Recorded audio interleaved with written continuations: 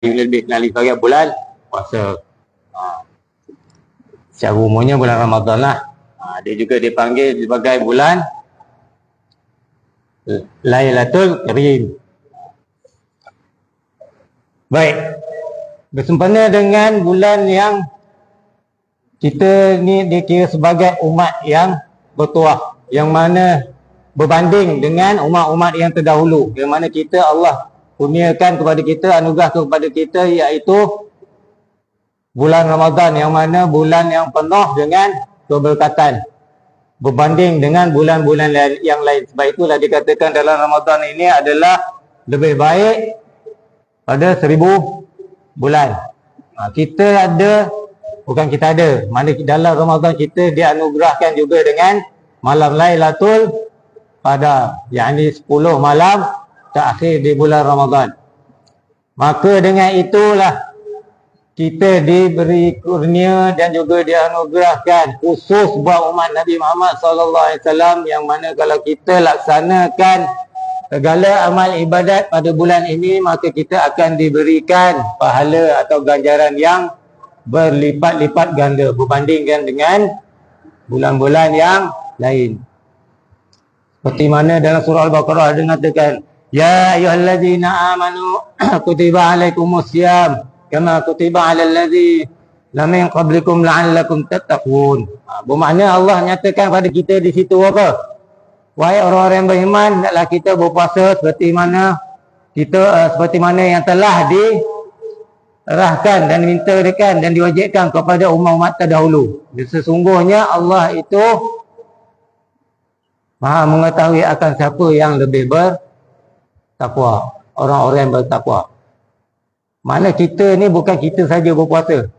Daripada Nabi Adam lagi bermulanya kejadian manusia, yang ini daripada mula Nabi Adam hinggalah ke umat Nabi Muhammad SAW. Kita lah ni.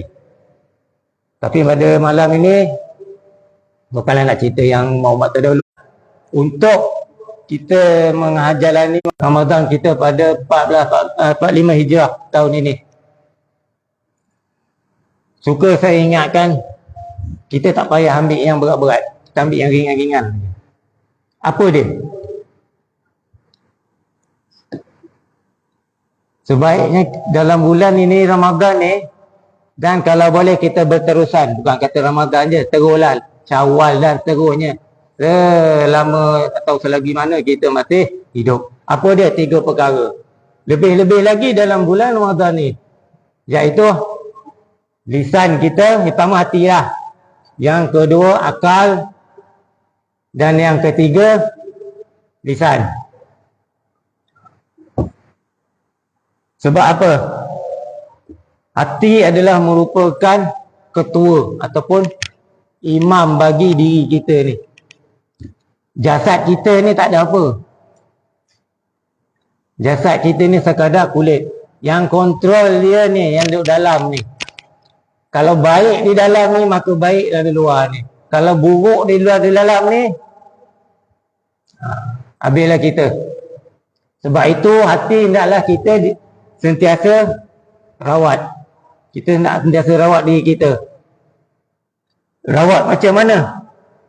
Kita sentiasalah melakukan amal ibadat, ataupun yang paling senang kita berzikir. Maknanya kita jaga hati kita. Maknanya kita jangan mudah, orang kata sikit-sikit nak bersangka buruk dengan orang, sikit-sikit kita nak menuduh-nuduh orang ataupun memfitnah orang.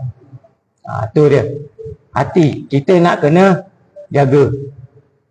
Sebab ini adalah penyakit yang paling teruk, paling bahaya berbandingkan dengan penyakit syar'i.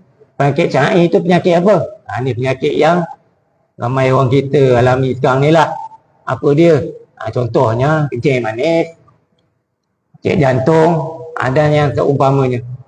Penyakit hati ni penyakit yang kita tak nampak. Penyakit yang kita tak nampak. Kadang-kadang kita sendiri tak nampak. Contohnya macam mana? Saya sendirilah. Saya rasa saya betul je. Tak ada buat salah, tak ada buat silap. Tapi orang lain yang melihat kita, yang menilai kita, apakah betul ataupun tidak kita ni. Betul tidak tuan-tuan? Adakah kita ni sentiasa betul? Tak juga. Ada masa, ada ketika kita juga melakukan kesalahan dan kesilapan. Betullah dikatakan dengan hati. Mana kita sebaik mungkin, sebaik-baiknya kita naklah menjaga diri kita ni. Cara macam mana, keadaan macam mana, kita ambil yang paling ringan kita. Allah, Allah, Allah, Allah. Itu je. Boleh kalau kita ambil jalan, orang kata buat baik dengan orang. Kita buat baik. Kita selalu orang kata membantu orang. Bantu orang betul, itu perbuatan baik. Belum tentu lagi dapat orang kata dengan perbuatan yang baik itu belum tentu lagi dapat merawat atau membina masalah hati kita ni, berkaitan hati kita ni. Sebab hati merupakan jiwa yang duduk di dalam. Belum tentu. Perbuatan lain. Perbuatan adalah af'al. Maknanya apa benda yang kita buat dia orang nampak. Dan hati ni kita tak nampak, jiwa ni benda duduk dalam. Orang tak tahu. Ada juga. Ada tak? Bukan di kalangan kita lah. Manusia, kita tahu dia jahat. Tapi dia buat baik tak? Silap, dia buat jahat, dia buat baik pula. Contoh kita tahu, dia suka nebar fitnah, suka cerita buruk orang, suka mengacau orang. Tapi dia boleh buat perkara baik tak? Boleh, tak ada masalah. Walaupun dia jiwa hati-hati dia keras, jahat. Bukanlah jahat, mana orang kata kita tengok pun tak seronok.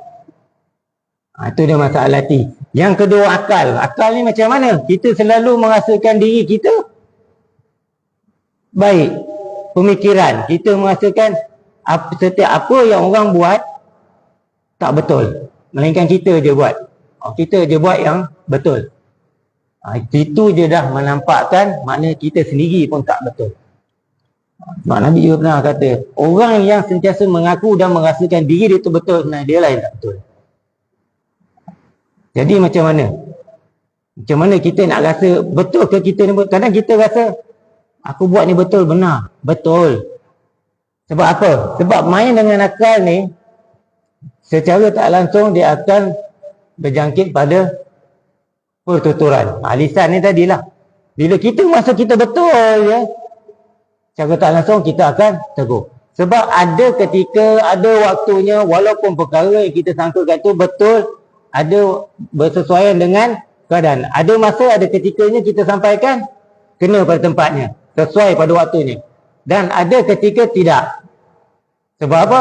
Itu juga boleh mendatang atau mengakibatkan ketidakharmonian. Ketidakharmonian macam mana maksud saya? Daripada kita elok berkawan, bersahabat, sebagai contoh ni lah, maka akan jadi berkelahi atau bergaduh. Ataupun paling tidak apa orang kata moncong lah, muka moncong, mulut moncong, orang kata jadi tak puas hati.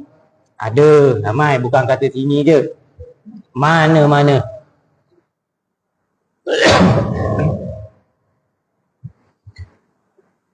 Sebab itu Nabi pernah kata dalam hadis Bukhari dan Muslim, orang siapa di kalangan orang-orang yang beriman kepada Allah dan hari akhir, yakni hari kiamat lah, hendaklah ia berkata yang baik ataupun kata-kata yang lebih baik. Jika tidak, sebaiknya kita diam. Sebab apa? Bukan makna tak boleh. Diam tu bukan makna diam terus. Bila sampai waktu, sampai masa, sampai ketikanya, maka kita sampaikan semula dengan cara berhikmah. Itu dia. Bukan orang kata tak betul jantung terus kita tentang. Jantung terus kita tegur, jantung terus kita. Sebab kita hidup ni dalam orang kata macam mana kita hidup bermasyarakat. Bila kita hidup bermasyarakat, banyak hati, banyak jenis mungkin kita nak kena jaga. Kita bukan jaga kita je, lebih-lebih lagi di kalangan pemimpin, lebih-lebih lagi di kalangan ketua keluarga, lebih-lebih lagi di kalangan paling-paling tidak diri kita sendiri. Itu dia. Jadi sempena dengan bulan Ramadan ni juga kita hindarkan daripada melakukan perkara-perkara yang boleh mendatangkan dosa. Apa dia? Banyak. Suka saya nak ingatkan yang pertama, benda dosa ni bukan makna kata kita mencuri, bukan makna kata kita dosa-dosa yang jahat yang nampak dia mata orang. Itu senang. Jahat, perbuatan yang tak baik mendatangkan dosa besar, yang dosa yang mana yang boleh nampak dilihat dia orang ni, orang boleh tegur. Yang kita risau ni adalah dosa yang kita tak perasan. Apa dia? Antaranya, dikatakan disebutkan sebagai ribah. Ribah tu apa? Gosip. Ni kita nak kena elakkan. Sebab bulan Ramadan adalah bulan yang mana penuh dengan keberkatan, penuh dengan ganjaran, yang mana Allah menjanjikan pahala yang melimpah ruah. Maka kita kutip. Bukan kutip. Kita cuba amalkan semampu kita. Selagi mana kita mampu usaha untuk mendapatkan pahala kebaikan, kita cuba. Cuma orang kata kita ni kalau boleh bila buat satu amal, pesan untuk diri saya jugalah, bila kita melaksanakan sesuatu amal ibadat, sebaiknya kita janganlah orang kata terlalu berharap kepada pahala. Bukan tak boleh, jangan salah faham. Bukan kata ustaz ni jangan harap pahala. Bukan tak boleh. Boleh, tak ada masalah. Tapi yang pertama sekali, innamal a'malu binniyat, kita kena betulkan niat kita. Kita buat satu amal kebaikan, tak kira lah. Buat amal, kita berpuasa, kita bersedekah, apa juga, kerana Allah. Yang ini yang ramai orang tak, bukan dia tak perasan, mungkin dia lupa. Rata-rata ni, dia dikatakan sebagai contoh, kita ambil paling mudah, sedekah. Ada yang sedekah ni, betul tabung, mudah-mudahan sedekah ni Allah bagilah. Aku contoh hanya balas dapat lebih lagi lah rezeki ni, bulan depan ke, minggu ni ke. Bermakna situ contoh kita ada nak cakap, kalau bahasa saya sendiri macam kita istilah tu macam rasuah. Kalau bahasa saya lah, bermakna kita mana minta satu benda tu dengan ada imbuhan lain. Sebenarnya kalau dalam kata kita bersedekah, tak perlu kita macam tu. Cukup sekadar lillahi ta'ala, niat kerana Allah. Dah. Sebab apa? Sebab memang Allah dah janji, barang siapa yang membuat amal kebaikan, tak kira lah kita puasa ke, sedekah ke, atau membantu orang tua ke, apa ke, asal selagi mana berbentuk baik, Allah bagi. Mana tak ada orang kata kita nak pahala, nak berebut pahala apa semua. Boleh, sebab bukan apa, kalau istilah pahala ni pada saya lah, bagi saya ini lebih kepada peringkat anak-anak muda. Sebab apa? Dia masih muda dan banyak lagi perkara yang dia tak tahu. Jadi kita ni yang dah peringkat dah dewasa, dia dah makin berusia ni, kita betulkan balik niat kita, tekad kita. Setiap apa yang kita lakukan adalah kerana Allah. Itu ya. Sebab janji Allah ni dia tak mungkin janji. Dia bukan macam kita yang selalu mungkin janji ni, kita manusia. Allah ni dia bukan sifat dia mungkin janji, tak ada. Dia janji, dia dah bagi, kata bagi, dia bagi. Bukan kata kita sebagai orang Islamnya, orang yang bukan Islam pun Allah bagi. Walaupun dia tidak Islam, tidak beriman. Tetapi asal dibuat dalam kebaikan, tetap juga Allah bagi.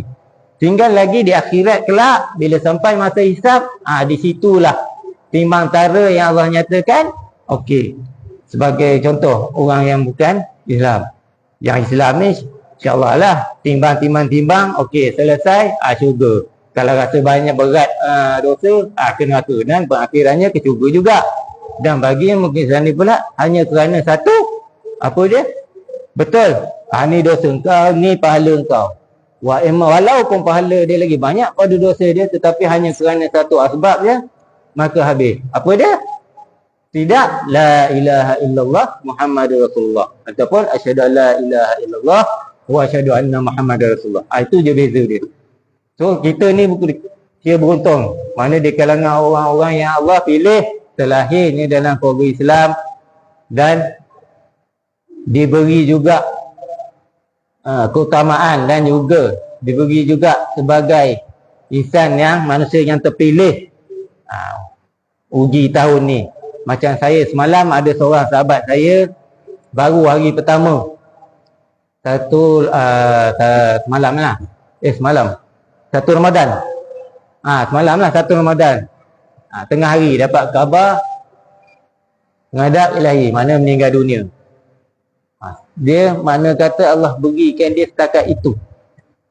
Jadi kita ni yang mana masih bernafas lagi, masih bernyawa lagi pada malam ni, bersyukurlah. Alhamdulillah. Mana kita ambil gunakan kesempatan kita yang ada ni untuk melaksanakan amal ibadat. Tak kira sama ada secara langsung ataupun tidak. Tu dia. Mana kalau saya katakan pertama tadi ghibah, mana bergosip. Gosip ni apa dia? Gosip ni tak kira, bukan mana kata bila sebut gosip ni perempuan je tak, orang lelaki pun ada. Sekarang ni dah rata dah. Dia tak ada kira kalau bergosip ni perempuan banyak. Tak ada. Sekarang ni baik lelaki baik perempuan sama aja. Cuma cara je berbeza. Bila kata dah duduk gosip secara tak langsung, itulah yang akan mengakibatkan, akan menjerumuskan kita kepada pendekatan kepada dekat kita kepada dosa. Apa dia? Mudah kita nak cerita orang, mudah nak kita nak memburukkan orang. Itulah dia. Jarang gosip ni, gosip perkara-perkara yang baik. Kalau kita bergosip perkara yang baik, tak apa. Tapi kita khawatiri dari awalnya perkara yang baik, endingnya sudah jauh melancong. Melencong ya. Tu tak boleh. Yang keduanya namimah. Namimah ni apa dia? Mengadu domba. Jenis sikap suka dipuji ataupun suka memuja. Tu satu. Dan yang kedua, suka bohong dan fitnah. Tu dia namimah. Ini lagi balik sebaiknya kita elak. Ini dia katakan tadi, sakit hati. Bukan sakit hati, penyakit hati. Bila ini ada dalam diri kita, ada dalam hati kita, tiga-tiga tadi habis. Hidup kalau suka nak bohong, nak menipu ataupun dalam jabatan sekalipun, dalam kita bekerja. Sebagai contoh, asyik nak apa orang kata, ada sebagai orang panggil muja. Kalau kata ni muja, suka ni lah orang kata, kalau sekarang ni jet, bos lah, ataupun kawan-kawan, untuk apa? Untuk kemudahan kita. Satu. Yang kedua untuk ni kalau dalam jabatan lah, untuk mana kata, sikit-sikit bila bos nampak, ni bagus ni, bagus dia sudut tu. Dia tak tahu yang lain tu pula ramai yang sumpah serana. Itu antara dia. Kita biar orang kata, kalau kata jenis jet sekalipun, biar jet kerja tu bagus, terbaik. Bukan sekadar jet tapi kerja tak tahu benda buat. Itu yang kita tak nak. Biar dua-dua lancar. Tapi kalau sendiri saya tak suka benda-benda jet ni. Biar orang kata, biarlah nampak macam tak tahu, tapi sebenarnya kita tahu ataupun mahir. Bukan apa, macam dari sudut saya sendiri pun, andai kata orang tak tahu, tapi Allah Maha tahu. Dia lebih tahu. Sebab itu kadang-kadang orang yang nampak macam diam je, nampak macam orang kata tak berapa semangat, macam orang kata lembik dan sebagainya lah. Tapi jangan mudah kita bersangka buruk. Sesungguhnya kadang-kadang orang yang begitu, dirinya dalam hatinya sentiasa Allah. Dan itu orang yang paling hampir dengan Allah. Sebab apa? Kalau dah diri sentiasa Allah, tak lekang daripada Allah. Sebab itu kalau orang kata sebaik-baiknya diri kita ni, kalau dalam sampai satu tahap, satu peringkat, walaupun kita berborak, walaupun kita bersembang, berbincang dengan rakan-rakan, berbual dengan sahabat-sahabat, tapi dalam hati kita ni tak putus-putus Allah. Ni sambil cakap, sambil sembang ni, tapi dalam ni Allah. Hati-hati kalau dengan orang yang begini. Sebab apa? Itulah antara yang bolehlah kita katakan, kalau faham, bukan kita nak kata dia wali Allah ke apa ke, tak. Bermakna orang yang sentiasa mengingati Allah. Bila Allah ni, bila kita sentiasa ingat dia, tak lupa dia, dia makin kasih dan makin sayang kepada kita. Tu je. Dan kalau kita sendiri pun tak ingatkan dia, macam mana kita nak kat dia? Nak dia ingat kita. Itu yang kadang-kadang bila kita berdoa, kenapa tak lambat dapat lah. Orang kata kalau istilah tak makbul, lambat dapat. Kadang orang minta kejap dapat. Tu beza dia. Sebab itu kita kata tadi, kita tengok diri kita dulu. Jangan mudah tengok orang. Sebagai contoh, sahabat kita ada yang jenis, kadang bila kita tengok dia, mudah je rezeki dia, lancar je. Satu. Yang kedua, kadang bila kita tengok dia berdoa, seolah macam mudah je Allah perkenankan. Kita jangan tengok kenapa Allah bagi dia macam tu, tapi kita tengok diri kita balik, sebab apa Allah tak kurniakan kita macam tu. Sebab kalau kita asyik tengok ke orang sampai sudah, kita tak dapat jawapan. Sebab apa? Kita nampak diri kita seolah-olah macam kita ni merasa diri kita ni suci. Itu yang kita tak nak. Sebab apa? Sebab Allah ada kata firman apa? Fala tuzakkiru anfusakum ghafara lahu ma taqaddama min dzambi. Maka janganlah kita ni merasa diri kita ni hebat, merasa kita ni betul, merasa diri kita ni benar, merasa diri kita suci. Kenapa? Sungguhnya Allah itu lebih tahu siapa di kalangan kamu ni yang benar-benar bertakwa. Bukannya takwa yang dibuat-buat. Ada tak takwa yang dibuat-buat? Ada macam mana? Berlakon lah tu. Sama-sama manusia bolehlah kita berlakon, tapi di sisi Allah tak ada. Itu dia. Bermakna elakkanlah diri kita daripada melakukan dua perkara tadi, ghibah, ni gosip, dan juga namimah ni tadi, suka-suka mengadu domba. Kemudian kita elakkan juga bercakap dengan benda yang tak mendatangkan faedah ataupun tak mendatangkan manfaat pada kita. Sebab itu Rasulullah SAW dulu dia ngajak umat dia supaya kita ni lebih banyak diam. Diam tu macam mana? Bukan diam tak boleh cakap langsung. Mana cakap yang perlu daripada bercakap benda yang tak mendatangkan manfaat. Itu maksud dia. Kalau cakap benda yang orang kata lara lah, benda lara, tak ada apa. Lain kalau kita bersembang tu berbincang dengan benda berilmu. Kita sembang berkaitan dengan ilmu, tak ada masalah. Begitu juga dengan perkara-perkara lain. Itu dia. Mana kita elakkan daripada bicara perkara yang benda yang tak datang faedah lah kita. Kemudian kita elakkan diri kita daripada berdebat. Sebab berdebat ni juga boleh mengakibatkan kerasnya hati. Itu bahasa orang kata bahasa rasmi ataupun bahasa agama ataupun bahasa kampung. Kalau bahasa persuratan, ni kita sebut sebagai ego. Ego. Sebab apa? Kita tengok Imam Syafi'i sendiri pun tak menggalakkan kepada kita semua ni untuk berdebat. Sebab apa? Imam Syafi'i sendiri pernah berkata, janganlah kita ni suka ke arah perdebatan. Sebab apa? Sebab berdebat ni tak mendatangkan orang kata benda yang berfaedah lah, senang kata. Lebih-lebih lagi kalau kita berdebat dengan orang yang jahil. Sebab apa? Lebih baik adalah kita diam. Sebab kalau kita berdebat lebih lagi dengan orang jahil, secara tak langsung kita sendiri juga tergolong di kalangan orang yang jahil. Sebab apa?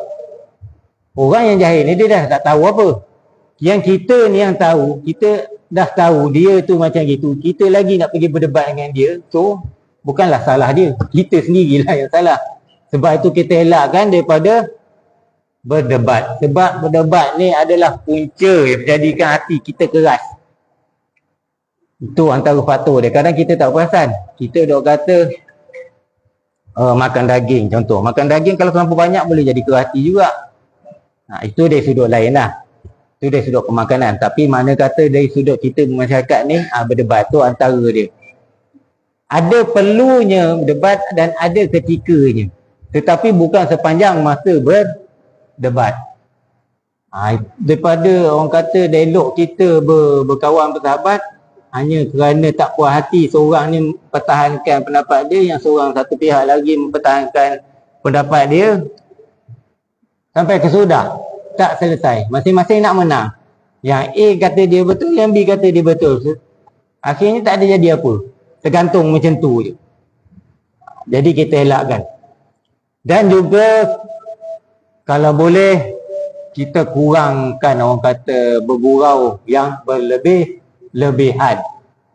Di bulan puasa ni, bulan Ramadan ni. Sebab apa? Kadang-kadang dengan bergurau yang kadang berlebih-lebih ni boleh orang kata menjadikan satu benda yang lara pada kita. Bukan tak boleh gurau, boleh, tak ada masalah. Nabi pun suka juga gurau, para sahabat pun ada ketika bergurau. Tapi orang kata jangan sampai ke tahap yang orang kata kita gelak sampai terbahak-bahak lah. Kalau kita tengok sejarah Nabi dulu, Nabi gelak habis kuat dia nampak gigi je. Kalau kita ni dengan suara-suara sekali. Jadi kalau boleh sempena bulan Ramadan ni, kita cubalah, kita elakkan daripada dekatkan diri kita kepada perkara-perkara yang boleh mendatangkan dosa ataupun perkara yang tak baik. Kita lebihkan kepada perkara-perkara yang baik. Lebih-lebih lagi 10 malam terakhir. 10 malam terakhir ni adalah malam Lailatul Qadar, yang mana bulan ni juga kalau kita tengok sejarah, antara bulan yang mana turunnya Quran. Malam yang penuh keberkatan. Sebab itu kalau kita dapat orang kata dalam keadaan kita badan sihat, badan kuat lagi ni, 10 malam terakhir ni, cubalah kita berjaga. Paling tidak pun andai katalah kita tak dapat nak buat sembahyang orang kata sunat hajat, sunat tahajud, sunat tasbih dan sebagainya, paling ringan, apa dia yang perlu, yang boleh kita buat? Zikir. Kita berzikirlah, itu saja. Paling orang kata ringan dan mudah. Kalau rasa berat sangat, kadang kita berat tu bukan apa. Lebih lagi kalau yang bekerja ni, mungkin dia penat. Tapi walau macam mana pun, kita usahakanlah juga. Sebab 10 malam terakhir ni hanya dapat setahun sekali saja. Tak ada dah di lain bulan. Jumpa tak jumpa lagi, itu di tahun hadapan. Itu pun kalau umur kita panjang lagi. Jadi dengan 10 malam terakhir tu kalau boleh kita buat tiap-tiap malam. Janganlah pula kita selang-seli kan. Kita tahu biasanya malam Lailatul Qadar ni malam ganjil. Kena malam genap, tidur. Malam ganjil kita buat. Kalau boleh baik malam ganjil, malam genap kita buat 10 hari tu. Kalau paling tak larat sangat pun kita berzikir. Sebab dalam 10 hari, 10 malam terakhir tu, semua banyak para malaikat, khususnya Jibril dan para malaikat lain yang akan turun tengok apa yang kita buat. Sama ada kita tidur ke, ataupun kita ada buat qiyamul lail ke, ataupun tak kira lah. Sama ada kita, orang kata 10 malam terakhir tu, kita manfaat, kita gunakan dengan sepenuhnya, ataupun sepenuh dengan amal ibadat, ataupun sepenuhnya dikatil. Pilihlah antara dua tu. Tapi sebagai hamba Allah dan juga umat Nabi Muhammad yang mana Allah khususkan kepada kita kelebihan yang utama banding dengan umat-umat lain, maka kita cubalah paling tidak pun orang kata kalau tak dapat 10 malam tu, malam pertama, malam kedua, malam ganjil lah, kita cuba dapatkan. InsyaAllah mudah-mudahan kita berharaplah, mudah-mudahan pada 10 malam terakhir Lailatul Qadar, kalau boleh kita nak, mudah-mudahan lah dia semua dapat berlaku. Lebih-lebih lagi orang nyala. Sebab ada kita ni kadang-kadang ada juga kita jenis setiap malam kita berjaga. Sebab apa? Sebab kita nakkan Lailatul Qadar tu. Tapi ada yang orang Allah tidurkan dia. Allah tidurkan dia. Sebab apa? Sebagai contoh, tunggu dia tak nak tidur ni. nakkan Lailatul Qadar tu. Tak tahu bila tapi jaga. Tapi sampai satu masa satu ketika tiba-tiba terlelap. Sampai satu masa satu ketika terlelap. Sedar-sedar dah pukul 4 ataupun pukul subuh. Mana contoh terlepas. Itu kita jangan kecil hati. Tapi kita renung balik diri kita. Sebab apa? Kita renung balik. Sebab apa? Kadang orang ni dapat, ada orang tak dapat. Mana yang dapat tu kita katakan dia sebagai orang yang terpilih. Sebab bukan semua orang boleh dapat. Tetapi semua orang boleh dapat. Dengan yang penting kita niat nama itu kita tu tadi. Dan sebaiknya sebaiknya setiap kali lepas berbuka, kita kena ingat bulan Ramadan ni juga merupakan bulan yang mana doa yang dimakbulkan oleh Allah. Dan ada juga di waktu-waktu yang tertentu yang tidak dihijab. Mana doa yang direct terus. Sebab kita ni kadang-kadang bila kita berdoa, ialah malaikat duk catat apa yang kita minta, apa yang kita hajat, bawa naik. Tetapi ada segelintir orang doa dia terus. Kadang malaikat sendiri tak tahu apa yang kita minta. Contohlah umpama itu. Jadi itulah suka saya ingatkan, mana bulan untuk Ramadan tahun ni sebaiknya kita gunakanlah. Bukanlah guna, maksud saya kita cuba buat amal ibadat lebih kuat berbanding yang lepas-lepas, tahun-tahun lepas. Jangan kata orang kata cukup syarat je. Jadi bulan Ramadan adalah bulan bahagia. Kena kita ingat. Jangan kita jadikan dia sebagai bulan kerisauan. Sebab bulan Ramadan ni bagi saya lah, dan orang-orang Biman, bulan Ramadan ni adalah bulan bahagia, bulan barakah dan juga bulan rahmat. Cuma ada juga segelintir yang beranggapan bulan Ramadan ni juga bulan kerisauan. Ada tak? Ada. Risau macam mana? Tu dia. Geng-geng plastik hitam. Sebab tu saya kata bulan yang dia merasakan risau. Sebab risau apa? Mana dia nak cari bekal? Kalau setakat ni, kalau tahun lepas lah, macam di pejabat agama, ada je yang kena tangkap. Tapi alhamdulillah lah, tahniah lah buat orangnya lah. Macam tahun lepas tak ada. Saya dengar, saya tengok yang tangkap atas sebab tak puasa. Jadi dengan harapan tahun ni kalau boleh kekalkanlah. Janganlah, mana kalau kata saya pergi pejabat so tiba-tiba tengok janganlah sampai tahap tu. Malu kita.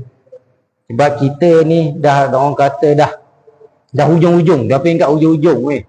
Ada yang dah maghrib, ada yang dah isyak.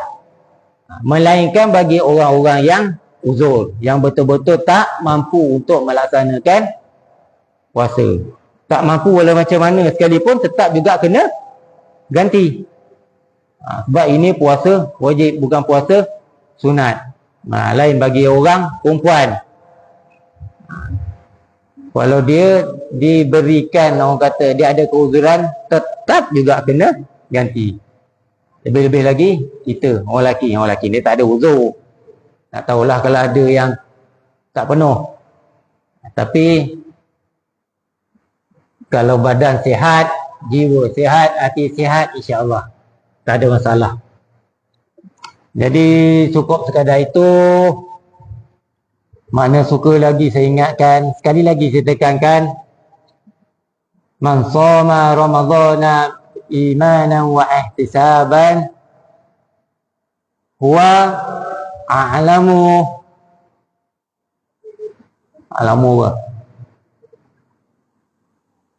bimanit taqwa. Apa dia? Barang siapa yang berpuasa di bulan Ramadan dengan penuh rasa keimanan, dan dengan mengharapkan keredaan Allah Ta'ala, dan juga mengharapkan pahala, maka Allah akan menghapuskan dosa-dosa yang lalu.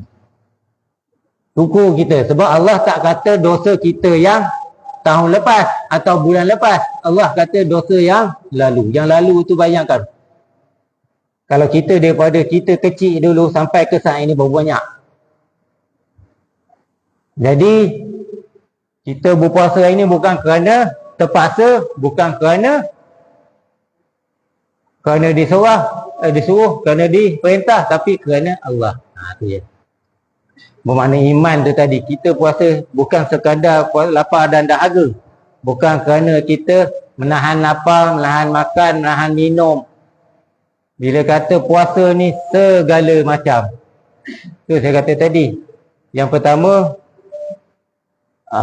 makan minum tadi, yang kedua ni mulut dan mata, telinga dan lain-lain lah. Itu dia 3 perkara tadi. Nak kita kena jaga hati, akal dan juga lisan. 3 benda ni kita nak kena jaga. Lebih-lebih lagi hati. Sebab apa? Hati ni kalau syirik besar kita boleh nampak. Syirik kecil ni yang paling bahaya. Apa dia syirik kecil? Itulah dia. Ujub, riak, takabur. Tu dia. Jadi sekali lagi saya ingatkan untuk diri saya sendiri juga, sama-samalah kita semua jemaah pada malam ini kita perbaiki, kita perbetulkan balik niat kita, apa yang kita buat, apa yang kita laksanakan dan apa yang kita lakukan dalam hidup kita, bukan kata puasa je, dalam hidup kita hingga akhir hayat, kita betulkan niat kita biarlah lillahi ta'ala, kerana Allah.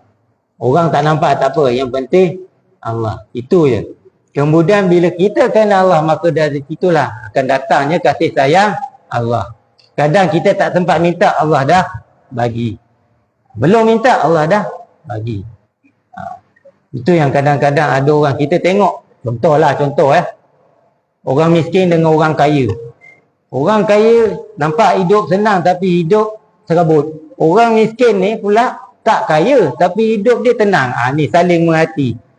Yang miskin tengok yang kaya tengok yang miskin. Ada pro, ada kontra. Ada kelebihan masing-masing yang Allah bagi. Jadi cukup sekadar itu. Mudah-mudahan apa yang kita dapat, kita dengar pada malam ini, insya-Allah dapat kita perbaikikan diri kita ke arah yang lebih baik. Dan mana yang baik itu daripada Allah SWT.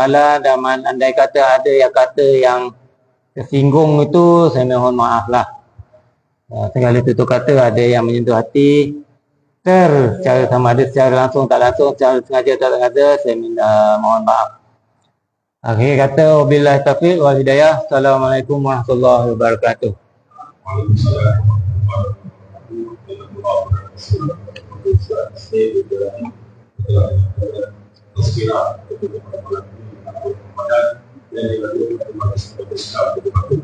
Saya kenalkan diri saya dan Abdul Hamid Allah selaku pengelola tahun Ramadan pada malam ini, mengucapkan kebanyakan terima kasih kepada pengurusi masjid, Al-Kausar dan juga Tuan Imam, Tuan Syarah, perkumpulan masyarakat, tuan-tuan haji, tuan hajah yang sudi duduk sebentar di dalam masjid ini selama kita yang itikaf, di mana bertambah-tambah lagi dah pahala, walaupun kita tidak minta pahala, Allah akan beri pahala.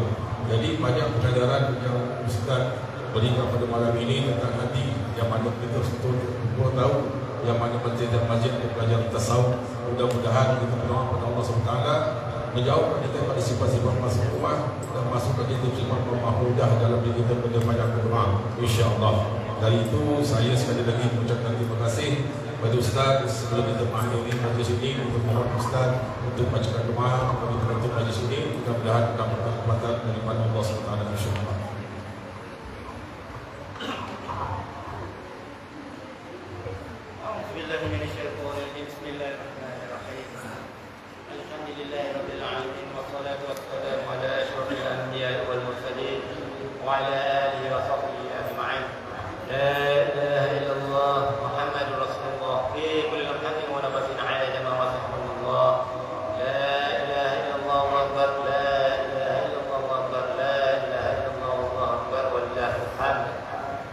اللهم أحينا لها ومسنا لها ومسنا عليها وفي لنا قلوبنا من جزيل أبدها اللهم ببركتها اجلب لنا كل خير وببركتها ادفع عنا كل شر واجعلنا حجابا للنار جزاء النبي المختار وآل الأبرار وسيد صاحب الفاتحة بسم الله الرحمن الرحيم الحمد لله رب العالمين الرحمن الرحيم مالك يوم الدين إياك نعبد وإياك